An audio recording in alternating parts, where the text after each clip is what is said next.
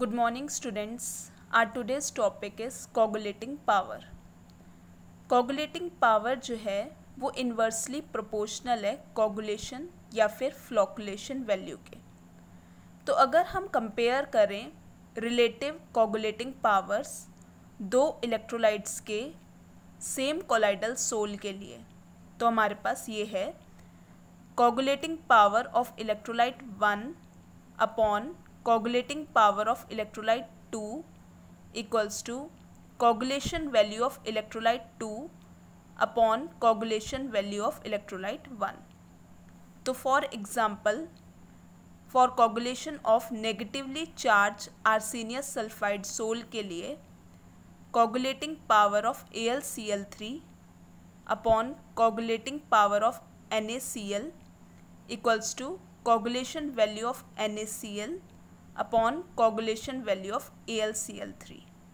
तो coagulation value of NaCl is 52 divided by coagulation value of AlCl3 is 0.093. तो हमारी value आ गई 559. यानी aluminium chloride has 559 times more coagulating power than NaCl. यानी for a negatively charge sol के लिए of arsenious sulphide जो coagulating power जो है कैटाइंस के वो इस ऑर्डर में है Al3 plus greater than Ba2 plus greater than Na plus.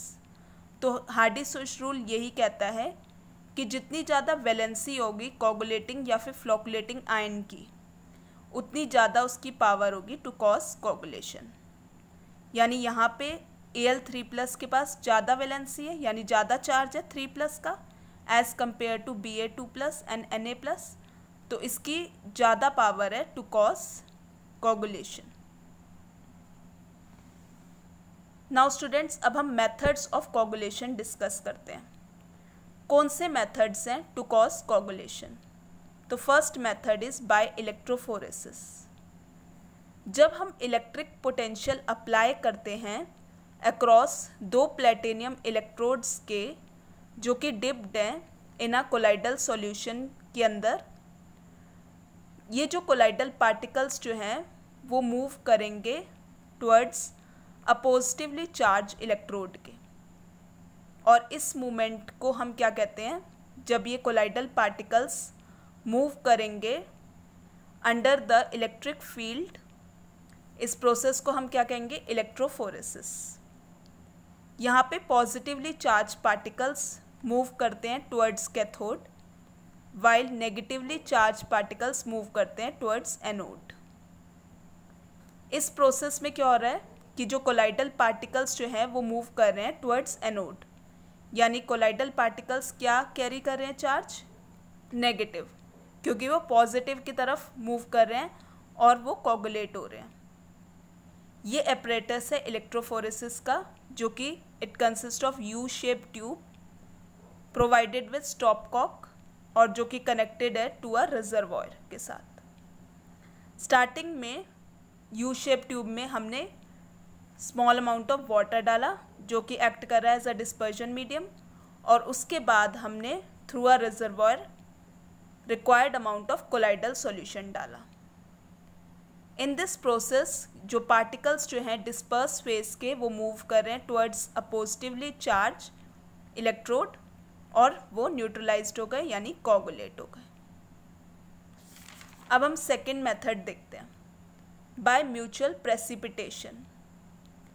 Mutual precipitation वो प्रोसेस है जहाँ पे अपोजिटिवली चार्ज सोल्स मिक्सड होते हैं प्रॉपर प्रोपोर्शंस में, ताकि वो जो चार्जेस हैं उनका वो न्यूट्रलाइज हो सके और कोगुलेशन हो जाए दोनों सोल्स का। जैसे फॉर एग्जांपल जब हमने मिक्स करा फेरिक हाइड्रोक्साइड सोल को जो कि पॉजिटिवली चार्ज सोल है with negatively charge sol arsenious sulphide के साथ, तो दोनों के चार्जेस क्या हो गए? वो न्यूट्रलाइज्ड हो गए और दोनों सोल्स जो हैं म्यूचुअली कोगुलेट हो गए। क्योंकि ये पॉजिटिवली चार्ज सोल था और ये नेगेटिवली चार्ज सोल था, तो पॉजिटिव नेगेटिव आपस में न्यूट्रलाइज्ड हो गए और hence they get coagulated. Third method है कोगुलेशन का बाय प्रोलॉन्ग डायलिसिस। स्टेबिलिटी जो है कोलाइडल सोल की वो किस वजह से है, स्मॉल अमाउंट ऑफ इलेक्ट्रोलाइट की वजह से। तो अगर हम प्रोलॉन्ग डायलिसिस करते रहेंगे तो जो इलेक्ट्रोलाइट है वो कम्प्लीटली रिमूव्ड हो जाएगा और जिसकी वजह से जो कोलाइडल सोल है वो अनस्टेबल हो जाएगा एंड हेंस गेट्स कोगुलेटेड। तो ये थे मेथड्स ऑफ कोगुलेशन।